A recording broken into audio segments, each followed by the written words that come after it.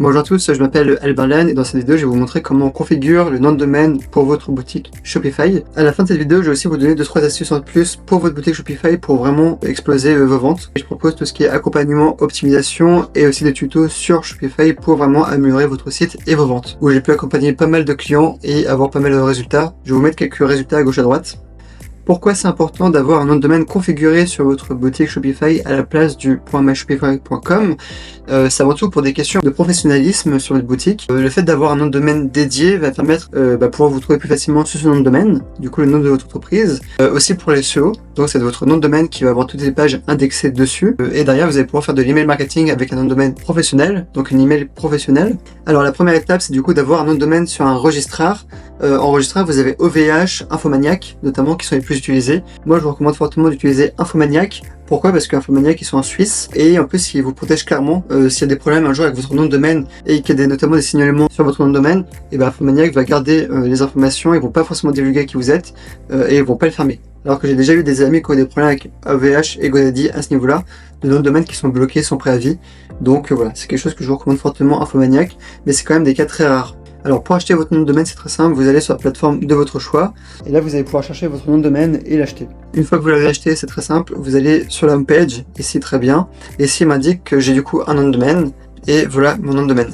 Donc voilà, je suis bel et bien propriétaire, c'est très bien. Donc maintenant ce que je vais faire c'est que je vais me connecter sur la partie administrateur de ma boutique Shopify. Une fois que je suis connecté sur la boutique Shopify, je vais aller dans Settings. Il faut bien que vous soyez propriétaire de la boutique pour pouvoir faire ça.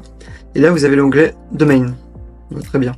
Là, on peut voir qu'on a un seul nom de domaine qui est le .myshopify.com, très bien. Et là, je vais pouvoir connecter un nom de domaine existant. Je peux effectivement aussi acheter un nom de domaine depuis Shopify, c'est quelque chose que je ne vous recommande pas forcément.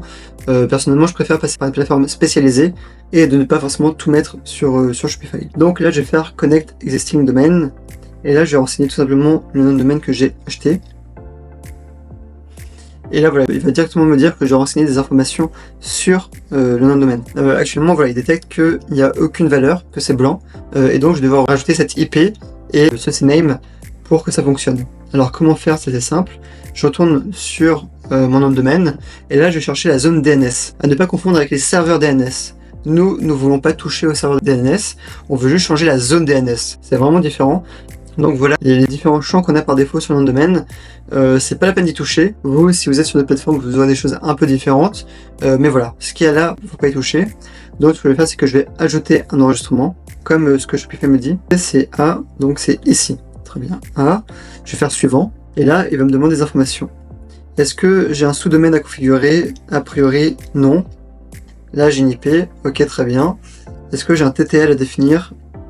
TTL de 60 minutes. Très bien, je vais mettre 60 minutes, 1 heure, ok très bien. Mettre également genre, ok, enregistrer. Là j'ai testé d'enregistrer ça comme ça. Ok. A priori c'est passé, ça a fonctionné. C'est possible que ça bloque chez vous. Si ça bloque, c'est que vous avez déjà des champs enregistrés sur la valeur A et vous devez donc les supprimer. Pour ce faire, c'est assez simple. Ici vous avez qu'à regarder un peu les différentes valeurs et regarder si vous avez quelque chose qui s'appelle A, en fait, tout simplement. Là, ici par exemple. Là, est-ce que j'ai un champ de type A existant? Je vais actualiser, mais voilà. C'est lui que je viens de rajouter à l'instant. Ensuite, je vais prendre le CNAME. Et là, on peut voir que j'ai un sous-domaine www. Donc, je vais faire ajouter un enregistrement. CNAME. Très bien. Suivant. myshopify.com. Des fois, il faut mettre un point. Ça, il faut faire attention. Sur OVH, par exemple, je sais qu'il faut mettre un point. Donc, voilà, j'aurais tendance à le mettre par défaut. Je vérifie, 60 minutes, shopify.com, CNAME, ok, enregistré.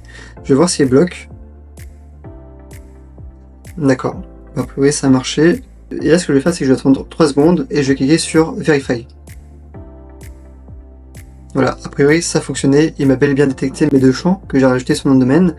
Et là on peut voir que le SSL est en attente, la vérification elle est en attente, très bien. Je vais faire retour. Et là on peut voir que du coup j'ai plusieurs noms de domaine. Actuellement, le nom de domaine principal, c'est jadecloset.fr sans www. Je peux changer ça et définir le www.jadecloset.fr en principal, mais dans ce cas de figure, c'est pas vraiment important. Ce qui est important de voir, c'est que j'ai bel et bien 2 rédirections et un nom de domaine principal. C'est surtout ça qui est important, et que j'ai le SSL en attente. Donc par exemple, si je copie ce nom de domaine, logiquement il va me rediriger directement depuis le nom de domaine principal. Il se peut qu'il y ait un délai d'attente pour que la configuration valide. Ok, voilà. Donc là, a priori, la configuration a fonctionné. On a bel et bien le nom de domaine qui est relié. Autre chose, petit bonus, c'est sur un OVH et aussi Infomaniac, vous avez droit à un mail gratuit. Je vais vous montrer comment on peut configurer un mail gratuit tout de suite. Donc pour ce faire, on retourne sur la page principale. Service mail, très bien. Et là, on a droit à 2 emails, très bien. Je vais cliquer dessus. Et là, je vais pouvoir créer une adresse mail. Je vais appeler info. Au contact plutôt, ou support. Enfin, c'est un peu kiff-kiff, hein, support, contact, continuer. Et là, je vais configurer un mot de passe.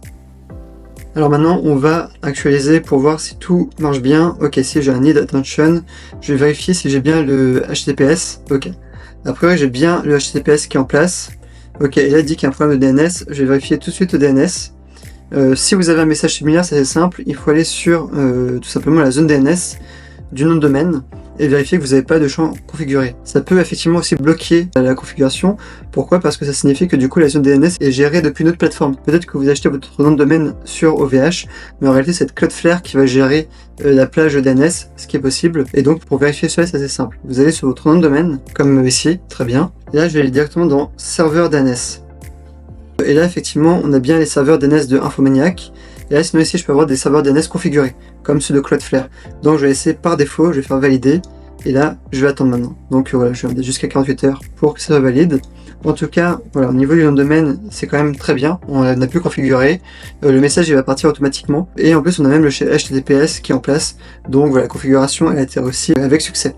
Alors ça c'est une boutique qui n'est pas encore finalisée, du coup j'ai mis un mot de passe dessus. Et maintenant pour vous connecter sur la partie administrateur, c'est simple. Il faut juste rajouter dans l'URL /admin et vous allez accéder directement au back-office de la boutique.